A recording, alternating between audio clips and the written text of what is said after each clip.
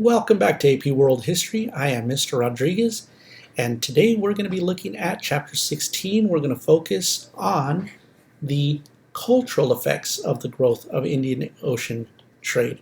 And so this is going to focus on Chapter 16, mostly from Section 4. By the end of the lesson, I want you to be able to explain the cultural effects of the growth of the Indian Ocean network. So when this trade network grew, how did it affect people? And I want you to do this by completing a short answer question. So one of the developments and how this relates to the curriculum from the College Board is that you are supposed to know that an increase in cross-cultural interaction resulted in the diffusion of literary, artistic, and cultural traditions, as well as scientific and technological innovations. Diffusion means it spreads from one place, it spreads out. And so you see, for example, one of those is going to be the spread of Hinduism and Buddhism in Southeast Asia. And here you see a Hindu temple and a Buddhist temple in Hindu art with Hindu architecture that spread, that the technology or the religion came from India and are found in Southeast Asia. So that was one of the major influences that India has. It influences the religion and the government systems of Southeast Asia. The introduction of Hinduism, of devotional cults, are going to have an influence on the rulers because the rulers of Southeast Asia are going to adopt this. So you're going to see the spread of Hinduism along the trade routes in places where Buddhism had already spread.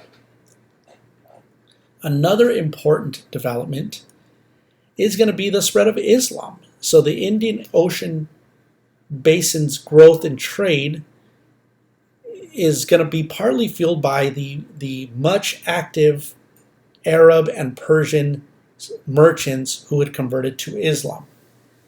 And because of the nature of the monsoons that I explained in one of the previous chapters, when they move from when they sail to trade from one part of the Indian Ocean basin to the other, they have to stay there and wait for the winds to pick up in the other direction. And so sometimes in that process, so let's, imagine you lived half of your life here in San Diego, and then the other half of the year you went to Hawaii.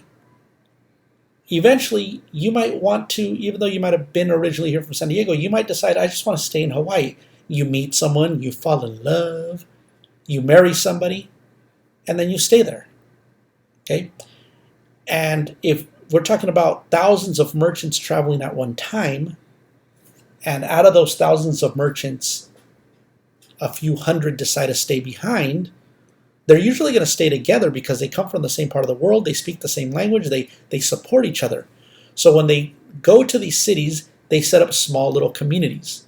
And you can think of here, like, for example, ethnic enclaves you see in the United States, like Chinatown in San Francisco, or Little Italy in New York, or, we have a much smaller Little Italy here in San Diego, but these are big ethnic enclaves. People that came from China settled in San Francisco, and they set up businesses to support each other.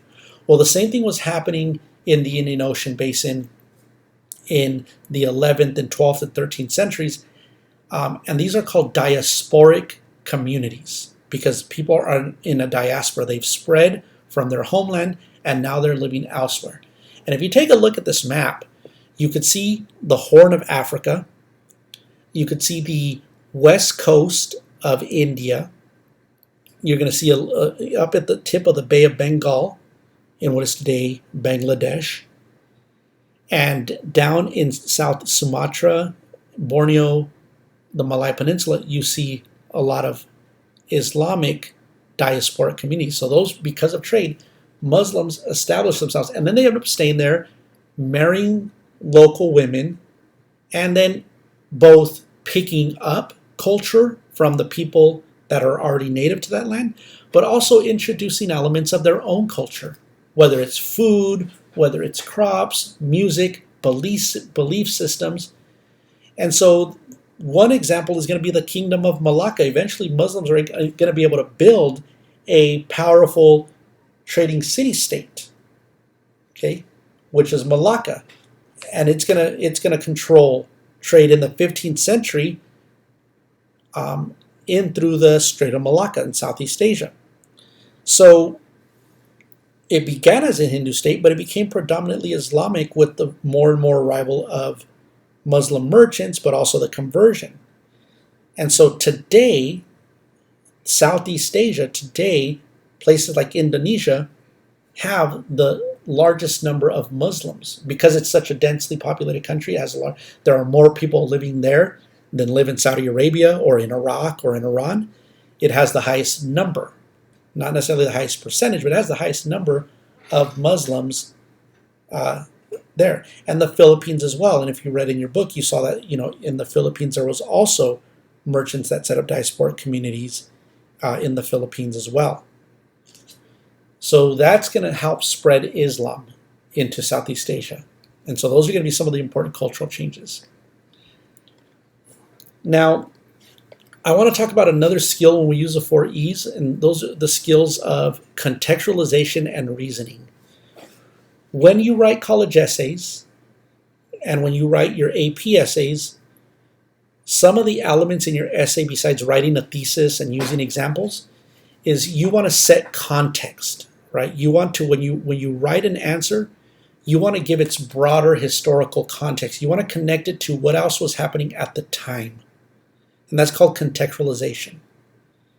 And another thing you want to do is what is called reasoning. And when you reason, you can see the bulleted list here. And don't worry about, you could pause this and you can look at it, but we're going to see this throughout the year. I'm just introducing it now, but we're going to spend some more time. But reasoning, basically, you're telling me, the different factors involved in why something happens. You could give me similarities or differences, or explain how some things have changed and other things have not, or how some developments have multiple causes, how the reason is not just one, but many. Or you make connections across other time periods, or you give different perspectives. All of these qualify as giving reasoning. And that's what when you're using the 4 E's, a lot of students find the first 3 E's easy. They can easily tell me what the answer is by giving me the example, and they could explain it in their words, and they could find evidence by finding a fact. But a lot of kids struggle then in that last elaboration piece. So when you elaborate, think of these things of contextualizing or reasoning. So here's an example. Identify and explain one cultural effect of the cross-cultural interactions. So something you could say is, cross-cultural interactions in the Indian Ocean led to the spread of Indian culture, especially Hinduism and Buddhism, into Southeast Asia. Southeast Asian ruling elites borrowed Indian political and religious traditions after centuries of interaction with merchants and princes from India. Southeast Asian rulers sponsored the introduction of Hinduism and Buddhism, embraced Hindu texts, and promoted Hindu values.